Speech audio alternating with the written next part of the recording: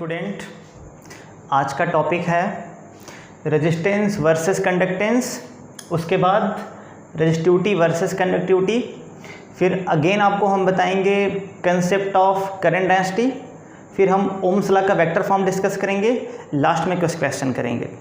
तो आज की क्लास बहुत ही मज़ेदार है आपके लिए, तो आपसे रिक्वेस्ट है प्यारे बच्चों कि इसको आप लास्ट तक देखिए, इस वीडियो को टिल द एंड वॉच करिए, तो पूरे एंजॉय के साथ आज क्लास लेनी है। सबसे पहले मैं आपको ये बताना चाहूँगा कि रेजिस्टेंस और कंडक्टेंस क्या होता है, दोनों में क्या रिलेशन है। तो रेजिस्टेंस को कैपिटल आर से रिप्रेजेंट करते हैं, आपको पता भी होगा, और डियर स्टूडेंट जो यहाँ पे कंडक्टेंस है इसको हम कैपिटल जी से रिप्रेजेंट करते हैं। जब हम किसी बॉडी का रेजिस्टेंस बढ़ाते हैं तो उस केस में ऐसा देखा गया कि उसका कंडक्टेंस कम हो जाता है। रेजिस्टेंस बढ़ाने पे कंडक्टेंस का मान घटता है, रेजिस्टेंस बढ़ाने पे जैसे करंट का मान घटता है वैसे कंडक्टेंस की वैल्यू भी घटती है। तो सबसे पहले इसको समझने के लिए हम ये सपोज करेंगे, हमारे पास एक कंडक्टर है, ओके, हमारे पास एक कंडक्टर है। अब अगर आपने डियर स्टूडेंट यहाँ पे एक पोटेंशियल डिफरेंस इसको दिया, आपने इसको एक पोटेंशियल डिफरेंस दिया, भी आपने पोटेंशियल डिफरेंस दिया, तो इसका मतलब पोटेंशियल डिफरेंस देने का मतलब क्या है, यहाँ पे इलेक्ट्रॉन प्लस की तरफ अट्रैक्ट हो जाएंगे, या आप कह सकते हैं कि पॉजिटिव चार्ज माइनस की तरफ अट्रैक्ट हो जाएंगे। उस केस में इस कंडक्टर में एक करंट फ्लो करेगा। मैंने सपोज किया this is the I, current I यहाँ पे फ्लो कर रहा है। अब अगर आपसे पूछें कि आर की वैल्यू क्या होगी तो आप बताएंगे आर की वैल्यू होगा वी अपॉन आई। अगर हम ये सपोज करें कि आई की वैल्यू 1 है, अगर हम ऐसा माने आई की वैल्यू 1 एम्पियर है, तब उस केस में डियर स्टूडेंट आर की वैल्यू वी हो जाएगा। कहने का मतलब अगर यहाँ पे आपने सपोज किया इस कंडक्टर में 1 एम्पियर करंट फ्लो कर रहा है, 1 एम्पियर करंट फ्लो करने के लिए जितना पोटेंशियल डिफरेंस हम इस कंडक्टर को देते हैं दैट इज कॉल्ड रेजिस्टेंस, उसी को हम कहते हैं रेजिस्टेंस। कितनी सिंपल चीज़ है। ऐसे सिमिलरली हम क्या कह सकते हैं कि डियर स्टूडेंट आपको ये पता है कि जो आर है ये होता है जी के इन्वर्सली प्रोपोर्शनल। मीन्स जब रेजिस्टेंस को हम बढ़ाएंगे, जब रेजिस्टेंस को बढ़ाएंगे उस केस में कंडक्टेंस की वैल्यू घटेगी। सेम उसी तरीके से जब रेजिस्टेंस का मान बढ़ाते हैं तो करंट का मान घटता है। तो इसका मतलब रेजिस्टेंस कंडक्टेंस के इन्वर्सली प्रोपोर्शनल है, तो हम लिखेंगे आर प्रोपोर्शनल टू 1 अपॉन जी। अब सेम अगर हम फॉर्मूला यहाँ पे अप्लाई करें तो आर के स्थान पे क्या पुट कर सकते हैं, तो आंसर है आर के स्थान पुट कर सकते हैं वी अपॉन आई, और वी अपॉन आई की वैल्यू हो गया 1 अपॉन जी। अगर आपसे पूछें कि यहाँ पे g की वैल्यू क्या होगी, जिसको आप पलट देंगे ये हो जाएगा i upon v। Same concept. अगर आपने सपोज किया v की वैल्यू 1 वोल्ट, अगर आपने 1 वोल्ट पोटेंशियल दिया, if v equal to 1 volt, उस केस में क्या मिलेगा, देन आपको मिल जाएगा g की वैल्यू i। इसका मतलब ये है कि अगर आपने 1 वोल्ट पोटेंशियल डिफरेंस दिया तो जितना करंट इस डिवाइस में फ्लो करेगा दैट इज कॉल्ड कंडक्टेंस। कितनी इंपॉर्टेंट चीज़ है। अगर आपने इसको 1 वोल्ट पोटेंशियल डिफरेंस दिया इस कंडक्टर को, तो डियर स्टूडेंट इसके क्रॉस जो करंट फ्लो करेगा that is called conductance. I think आपके कॉन्सेप्ट क्लियर हो गए होंगे। अब यहाँ पे यूनिट की बात करते हैं। इधर मैं लिख रहा हूँ आर और इधर लिख रहा हूँ जी। अब आप ये बताओ आर की यूनिट क्या है, तो आपने सिंबल सा पढ़ा हुआ है आर की यूनिट ओम, और इसका सिंबल होता है capital omega. Clear.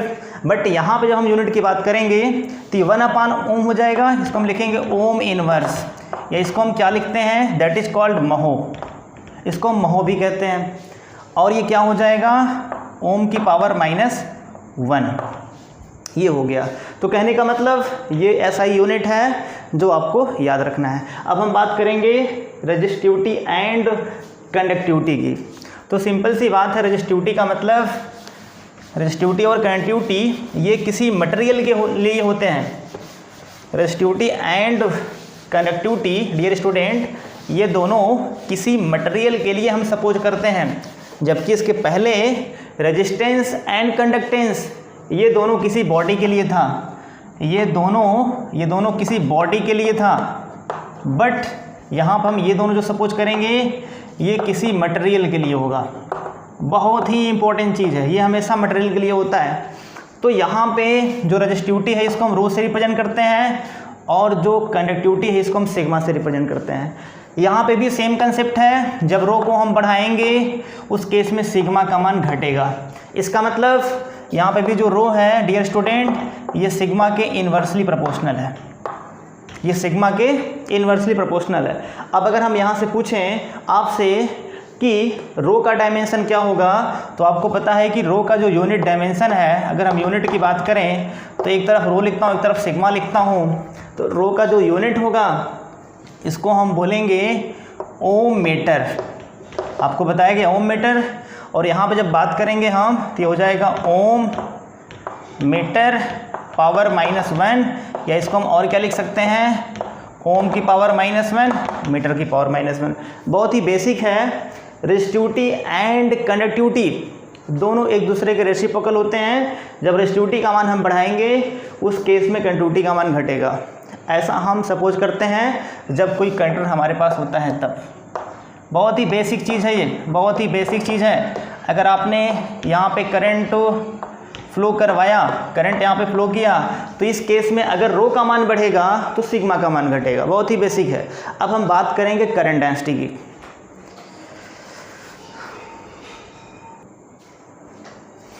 Current density ये टॉपिक बहुत ज़्यादा इंपॉर्टेंट है, समझने का प्रयास करते हैं इसको। Amount of current flowing per second through a unit area held normal to the direction of flow of charge. इसका मतलब यहाँ पे जो करंट डेंसिटी है, सबसे पहले मैं आपको ये बताना चाहूँगा, करंट डेंसिटी का मतलब ये होता है कि यूनिट एरिया से अमाउंट ऑफ चार्ज पर सेकंड जो क्रॉस करता है that is called current density. कितनी इंपॉर्टेंट चीज़ है। अब सबसे पहले मैं आपको ये बताना चाहूँगा कि it is a point function. Current density क्या है, तो आंसर ये पॉइंट फंक्शन है, ये पॉइंट फंक्शन है। ये सेम जैसे आपने पढ़ा हुआ ग्रेडियंट डाइवर्जेंस कर्ल, अभी आपको डाइवर्जेंस कर्ल नहीं मिला हुआ है बट आपको ग्रेडियंट मिला हुआ है। जैसे ग्रेडियंट पॉइंट फंक्शन होता है वैसे ही करंट डेंसिटी भी पॉइंट फंक्शन है। दूसरी बात, ये वेक्टर क्वांटिटी है, ये वेक्टर क्वांटिटी है, वेक्टर क्वांटिटी है। डियर स्टूडेंट, आपने इसके पहले ये पढ़ा हुआ है कि जो करंट है स्केलर क्वांटिटी होता है।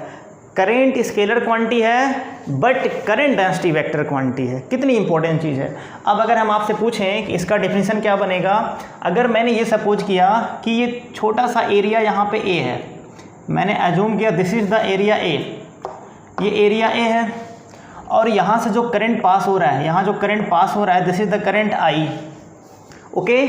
और 1 सेकंड में जो करंट यहाँ से पास होगा ए एरिया से that is called current density. इसका मतलब अगर हम यहाँ से पूछे जे की वैल्यू क्या होगी, तो आप कहेंगे जे की वैल्यू यहाँ पे होगा I/A, जे की value I/A, this is the current density. But चूंकि ये वेक्टर क्वांटिटी है तो यहाँ पे हम डायरेक्शन की बात करेंगे। तो जो करंट डेंसिटी का डायरेक्शन होगा ये करंट की डायरेक्शन में होता है। मीन्स अगर हम यहाँ पे सपोज करें कि एन कैप ये जे की डायरेक्शन है तो एन कैप करंट की डायरेक्शन में होगा। It is very very important point. तो अगर हम यहाँ पे वेक्टर जे की बात करें इन वेक्टर फॉर्म, अगर हम इसको लिखना चाहें तो हम क्या लिखेंगे इन वेक्टर फॉर्म में, तो डियर स्टूडेंट ये हो जाएगा वेक्टर जे की वैल्यू I/A और साथ में एन कैप, ये हो गया आपका। क्लियर है। अब अगर हम अगेन आपसे कहें कि आपने अगर छोटा सा एलिमेंट सपोज किया DI, अगर छोटा सा करंट DI थोड़े से स्मॉल एरिया DA से क्रॉस करे, उस केस में करंट डेंसिटी की वैल्यू क्या होगी, if DI be the current passing through small area DA। मैंने ये सपोज किया कि यहाँ पे छोटा सा यहाँ पे एलिमेंट DA है और यहाँ से जो करंट पास कर रहा है ये DI है। तो इस केस में एन कैप की डायरेक्शन करंट की डायरेक्शन में होगा। तो उस केस में डियर स्टूडेंट जो हम लिखेंगे करंट डेंसिटी का फॉर्मूला ये हो जाएगा J की value DI divide by DA into N cap. एक फार्मूला ये बना। दूसरा फार्मूला क्या बना सकते हैं, क्योंकि यहाँ जो एन कैप है, एन कैप डी ए की डायरेक्शन में है, तो हम ऐसा भी लिख सकते हैं वेक्टर जे की value D I upon D I divide by vector D A, ऐसा भी हम लिख सकते हैं। तो ये सारे फॉर्मूले आपको याद रखने हैं, बहुत ही बेसिक फार्मूला है ये। तो करंट डेंसिटी वेक्टर क्वांटिटी है, इसका यूनिट की बात करें तो क्या होगा, इसका यूनिट हो जाएगा, करंट का होता है ampere per metre square, ampere per metre square, ये हो गया इसका यूनिट। डायमेंशन भी आप निकाल लेंगे। अगर डायमेंशन की बात करें तो इसका डायमेंशन हो जाएगा ए एल की पावर -2, ये हो गया डायमेंशन। अब एक क्वेश्चन आपसे ये है कि अभी तक आपने क्या सपोज किया था, अभी तक आपने जो क्रॉस सेक्शन एरिया यहाँ पे कंसीडर किया हुआ है, ये क्रॉस सेक्शन एरिया का जो एरिया वेक्टर है ये करंट की डायरेक्शन में है। ओके, अगर हम थोड़ा सा यहाँ पे ट्विस्ट अगर क्रिएट करें तो क्या होगा, आप आंसर बताओ। अगर मैंने ये सपोज किया डियर स्टूडेंट, यहाँ पे जो आपने एरिया सपोज किया हुआ है ये कुछ इस तरीके से है, ध्यान दो, बहुत ही इंपॉर्टेंट कंसेप्ट है ये। अब अगर आपने एरिया यहाँ पे ये सपोज किया हुआ है तो आपसे क्वेश्चन ये है कि आप बताओ नंबर ऑफ इलेक्ट्रॉन्स यहाँ से जो क्रॉस करेंगे इसके बराबर होंगे या फिर इससे कम और ज़्यादा होंगे, सोच के बताओ। तो मैं आपको बता रहा हूँ इसका आंसर क्या होगा, जितना नंबर ऑफ इलेक्ट्रॉन्स इस वाले एरिया से क्रॉस करेंगे उतना नंबर ऑफ इलेक्ट्रॉन इस वाले एरिया से भी क्रॉस करेंगे। नंबर ऑफ इलेक्ट्रॉन यहाँ पे दोनों से सेम क्रॉस करेंगे। अब यहाँ पे जो करंट की डायरेक्शन है डियर स्टूडेंट, ये है, ये करंट की डायरेक्शन है। ओके, बट यहाँ पे अब जो एरिया वेक्टर होगा, इसका जो एरिया वेक्टर होगा ये एरिया वेक्टर ऐसे होगा, this is the D A, ये एरिया वेक्टर ऐसे। अब यहाँ पे करंट की डायरेक्शन में एरिया वेक्टर का कितना पार्ट है, तो अगर मैंने ये सपोज किया यहाँ पे एंगल थीटा है तो आप यहाँ पे कहेंगे डी ए कॉस थीटा। जो D A cos theta component है, जो D A cos theta part है, ये करंट की डायरेक्शन में है, ये करंट की डायरेक्शन में है। जब यहाँ पे हम सपोज करेंगे, जब यहाँ पे हम सपोज करेंगे करंट डेंसिटी की वैल्यू, तब इस केस में J की वैल्यू हो जाएगा D I divide by D A cos theta, D A cos theta, ये बनेगा formula. Okay, D A cos theta. और अगर यहाँ पे मैग्नीट्यूड की बात करें तो J की वैल्यू हो जाएगा D upon D A cos theta, तो इसको हम लिख सकते हैं डी आई की value J D A cos theta. कितनी मज़ेदार चीज़ है। इसको हम क्या लिख सकते हैं अगेन, तो आपको पता है डियर स्टूडेंट कि ए बी कॉस थीटा का कंसेप्ट क्या होता है, वेक्टर ए डॉट बी। इसका मतलब यहाँ हम ऐसा लिख सकते हैं vector J dot vector D A, ऐसा भी हम सपोज कर सकते हैं। कितना बढ़िया है। अगर हम आपसे ये पूछें कि यहाँ पे आई की वैल्यू क्या होगी, तो आप ऐसा भी लिख सकते हैं इंटीग्रेशन आई की value J D A, J dot D A, आप ऐसा भी कर सकते हैं, आई की value integration J dot D A. अब यहाँ पे आपको लिमिट आपको पुट करके सॉल्व कर देना है तो करंट की वैल्यू आ जाएगी। तो ये सारे फॉर्मूले आपस में हम किस तरीके से इसको अप्लाई करेंगे, अब ये इसको हम चल रहे हैं चेक करने के लिए। अभी हम कुछ क्वेश्चन करेंगे इस पे, तो हमारे कॉन्सेप्ट और क्लियर हो जाएंगे। अब हम ओम्स लॉ ट्राई करते हैं। ओम्स लॉ क्या होता है डियर स्टूडेंट, अब हम लोग पढ़ेंगे ओम्स लॉ का वेक्टर फॉर्म। तो आपको बताना है कि J की वैल्यू सिग्मा ई होता है। सबसे पहले हम ये सपोज करेंगे हमारे पास एक कंडक्टर है, this is the conductor. Okay, ये कंडक्टर है और इस कंडक्टर को आपने पोटेंशियल डिफरेंस यहाँ से दिया हुआ है कैपिटल V। जैसे पोटेंशियल डिफरेंस देंगे वैसे यहाँ पे करंट फ्लो करेगा, करंट की डायरेक्शन में ये अज्यूम किया हुआ है। क्लियर है। अब मैंने ये सपोज किया हुआ है कि इस कंडक्टर का लेंथ यहाँ पे E है, इलेक्ट्रिक फील्ड यहाँ पे जो अप्लाई होगा इस पोटेंशियल डिफरेंस की वजह से ये मैंने सपोज किया E है। अब आपसे क्वेश्चन, आप ये बताओ इलेक्ट्रिक फील्ड और पोटेंशियल में क्या रिलेशन होता है, जल्दी बताओ। तो आप कहेंगे E इक्वल टू होता है V बाई एल, ये होता है formula E equal to V by L. इसका मतलब V की वैल्यू हम लिख सकते हैं E इंटू एल, ये बहुत ही बेसिक चीज़ है। अगर आपसे पूछे यहाँ पे पोटेंशियल की वैल्यू क्या होगी, तो आप कहेंगे अगर यहाँ का रेजिस्टेंस R है, इस कंडक्टर का रेजिस्टेंस अगर R है, तो ओम्स लॉ क्या कहता है कि जो V का वैल्यू होगा ये I टाइम्स ऑफ R होगा। तो from statements of Ohm's law, from statement from statement of Ohm's law. क्या भैया, V प्रोपोर्शनल टू I है, इसको लिखेंगे V equal to I into R. अब यहाँ पे आपको जो एक्सप्रेशन निकालना है ये J सिग्मा और E के फॉर्म में है।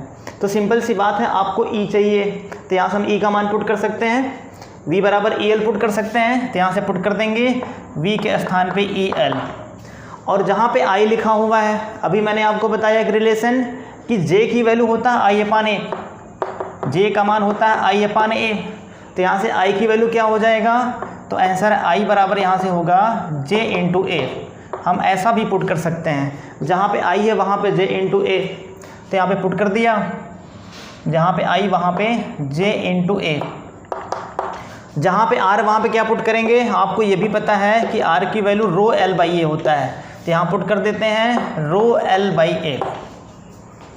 L से कैंसल आउट, A से कैंसल आउट, तो आपको मिलेगा E बराबर J इंटू रो, आपको ये मिल गया। और आपको पता है कि रो की वैल्यू होती है 1 अपान सिग्मा, या हम इसको ऐसे लिख सकते हैं J की वैल्यू E बाई रो हो जाएगा, और 1 बाई रो के स्थान पे सिग्मा हम लिख सकते हैं, तो J का मान आ जाएगा सिग्मा इंटू E। मतलब यहाँ पे जो 1 अपान रो है, इसके आपने इसके स्थान पे लिखा हुआ है सिग्मा, ऐसा भी आप जानते हो। तो J इक्वल टू हो गया सिग्मा इंटू E। अब आप ये बताओ कि वेक्टर के फॉर्म में क्या होगा। तो सिंपल सी बात है, जो J की डायरेक्शन है वही इलेक्ट्रिक फील्ड की डायरेक्शन है। अगर हम यहाँ पे करंट की बात करें तो डियर स्टूडेंट, ये हुआ करंट की डायरेक्शन, और यही डायरेक्शन J की है, यही डायरेक्शन J की भी है। इसका मतलब इलेक्ट्रिक फील्ड J और यहाँ पे जो electric field E and J both are in same direction. अगर मैंने सपोज किया कि अगर n कैप मैंने एज्यूम किया ये करंट की डायरेक्शन है, तो हम क्या लिख सकते हैं, हम लिख सकते हैं J इंटू एन कैप बराबर sigma E into N cap. और E एन कैप का मतलब वेक्टर E लिख सकते हैं, और इसका मतलब ये हो जाएगा वेक्टर J, तो वेक्टर J की value sigma times of vector E। ये रिलेशन आपको मिल गया। तो डियर स्टूडेंट, आई थिंक आपके कॉन्सेप्ट क्लियर हो गए होंगे। और एक क्वेश्चन इस बार बोर्ड एग्ज़ाम में आया भी था, तो बोर्ड एग्ज़ाम में ऐसे क्वेश्चन 1 नंबर में आ जाते हैं। अब इस पे हम कुछ क्वेश्चन करते हैं। डियर स्टूडेंट, बहुत इंपॉर्टेंट क्वेश्चन है आपके लिए। सबसे पहला क्वेश्चन है, find the resistivity of a conductor in which a current density of 2.5 ampere per metre square is found to exist when an electric field of 15 volt per metre is applied on it. इसका मतलब question में यहाँ पे जो given है, ये dear student current density का मान दिया हुआ है, J की value 2.5 ampere per metre square. Okay, J का मान दिया है। और क्या दिया है, क्वेश्चन में दिया है इलेक्ट्रिक फील्ड की वैल्यू। इलेक्ट्रिक फील्ड का मान यहाँ पे गिवन है 15 वोल्ट पर मीटर। क्या निकालना है, तो आंसर है रो का मान आपको फाइंड आउट करना है। अभी मैंने आपको बताया कि जो ओम्स लॉ का जो रिलेशन है, ओम्स लॉ क्या होता है, तो आंसर है J की वैल्यू सिग्मा E। अब यहाँ से अगर हम बात करें सिग्मा के स्थान पे क्या पुट कर सकते हैं, तो आंसर है 1 बाई रो इंटू E। अब अगर यहाँ से रो की वैल्यू पूछें आपसे, तो क्या आप बताएंगे, रो हो जाएगा E बाई J। रो यहाँ ट्रांसफ़र किया और J E के नीचे आ गया।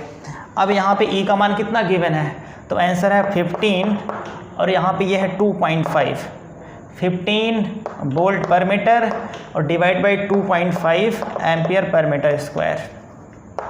ओके, अब डियर स्टूडेंट यहाँ पे क्या आएगा आंसर, ये 2.5 है तो 10 से मल्टीप्लाई करेंगे तो आ जाएगा 6 ओम मीटर आ जाएगा आंसर। रो की वैल्यू आ गया 6 ओम मीटर, ये आंसर है। आई थिंक आपके कॉन्सेप्ट क्लियर हो गए होंगे। सेकंड क्वेश्चन, ये बहुत ही इम्पोर्टेंट है। ये क्वेश्चन बोर्ड एग्ज़ाम के लिए तो इम्पोर्टेंट है ही है, और साथ ही साथ जो आपके नीट एग्ज़ाम होते हैं और जेई का जो मेंस एग्ज़ाम है उसके लिए भी बहुत इम्पोर्टेंट है। ये क्वेश्चन अगर आप समझ जाएंगे तो आपके कॉन्सेप्ट क्लियर हो जाएंगे। बहुत ही ज़्यादा इंपॉर्टेंट क्वेश्चन है ये, तो आप लोग ध्यान दें। क्वेश्चन में डियर स्टूडेंट क्या गिवन है? हेलो डियर स्टूडेंट, ये क्वेश्चन बहुत इंपॉर्टेंट है। The current density across cylinder conductor of radius capital R varies in magnitude according to the equation J equal to J naught within bracket 1 minus small r by capital R, where capital R is the distance from the central axis. Thus the current density is maximum J naught at that axis R equal to 0 and decreases linearly to 0 at the surface R equal to R. Calculate the current in term of J naught and the conductor cross section area is equal to pi r square. Question में आपको बताना है कि current की value क्या है। Question में ये गिवन है कि आपके पास एक कंडक्टर है। बहुत ही अच्छा क्वेश्चन है ये डियर स्टूडेंट, ध्यान दें।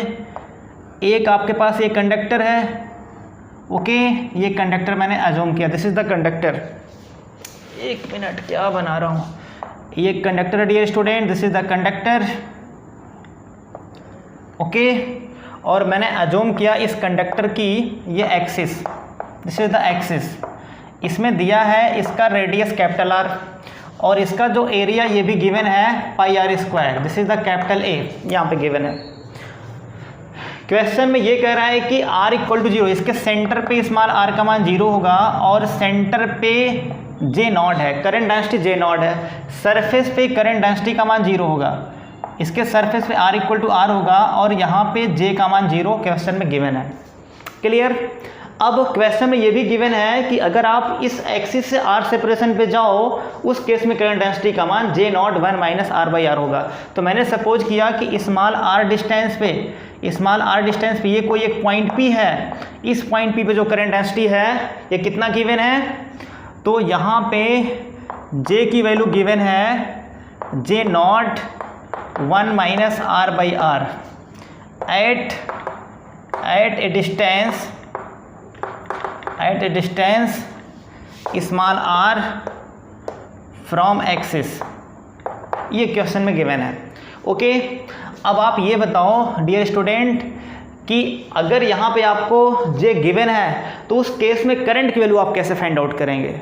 बहुत ही सिंपल कंसेप्ट है। यहाँ पे आपको पता है कि DI की वैल्यू क्या होगी, तो आंसर है JDA। अब यहाँ पे आपको DA निकालना, DA is very very important. J का मान तो गिवन है बट यहाँ पे DA की वैल्यू क्या होगी, ये कंसेप्चुअल है। अब अगर हम DA की बात करें तो यहाँ पे आप सपोज करेंगे सरकमफ्रेंस, इस तरीके से, ओके। आप सरकमफ्रेंस सपोज करेंगे और इस सरकमफ्रेंस का जो एरिया होगा कितना होगा, तो आंसर है, अगर हम यहाँ पे DA1 सपोज करें, चूँकि DA यहाँ पे बड़े वाले का है तो DA1 मानते हैं, DA1 की वैल्यू कितना होगा, तो आंसर है 2 पाई स्मॉल r मल्टीप्लाई इसका जो विद होगा दैट इज कॉल्ड dr, ये आपको मिल गया।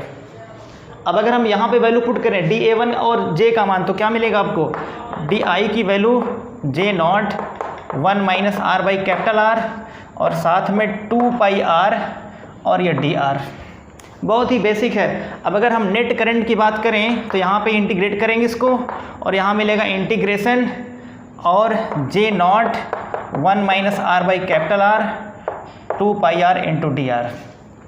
अब आप ये बताओ लिमिट क्या होगा, तो हम स्टार्ट कहाँ से कर रहे हैं, तो आंसर r बराबर 0 से, और कहाँ तक जा रहे हैं, तो आंसर r बराबर कैपिटल R तक। इसका मतलब r बराबर 0 से कैपिटल R तक ये हो जाएगा इसका लिमिट।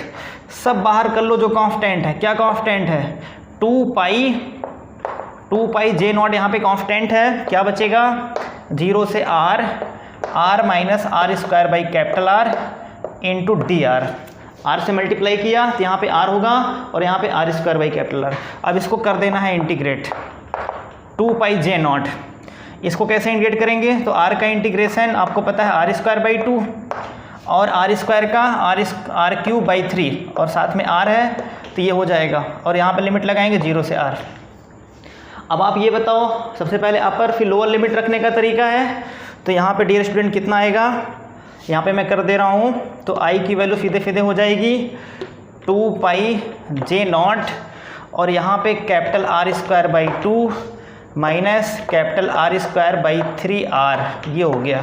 अब यहाँ से एक आर कट जाएगा तो आर स्क्वायर बाई 3 होगा, इसको सॉल्व करेंगे 3r square minus 2r square मतलब 2 पाई जे नॉट, और यहाँ होगा 3r square minus 2r square divide by 6। तो यहाँ से 2 3 जा 6, इसका मतलब सीधे सीधे आ गया pi J not R square divide by 3। This is the answer. काफ़ी अच्छा क्वेश्चन था ये क्वेश्चन बोर्ड, नीट और आईआईटी का जो मेंस एग्ज़ाम है वहाँ पे भी ऐसे क्वेश्चन क्रिएट होते हैं। यहाँ जो मेन कंसेप्ट है ये डीए है, DA is the main concept, ठीक है।